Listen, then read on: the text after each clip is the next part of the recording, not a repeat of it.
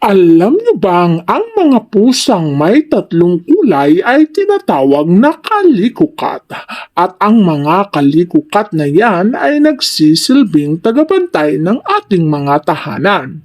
Pinoproteksyonan niya ang kanyang master laban sa mga panganib o mga negatibong enerhiyang nagbabadya na maaring magbigay ng kamalasan. Anumang kapinsalaan o panganib ay kaya nilang tanggalin o sipsipin papunta sa kanilang master. Kung kaya't sigurado kang kung may kalikukat ka sa iyong tahanan, lahat ng negatibong enerhiya ay kaya niyang sipsipin at tanggalin sa iyong buhay.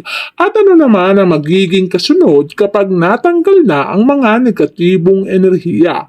Ang kasunod niya na ipagpasok ng positibong enerhiya upang ang prosperity, abundance, blessing at success sa buhay ay magtuloy-tuloy na ang daloy sa iyong tahanan. Kaya napakaganda na may kalikukat ka sapagkat proteksyon, pag-ibig, magandang kapalaran, pagtanggal negatibong enerhiya ang kaya nilang gawin para sa kanilang master.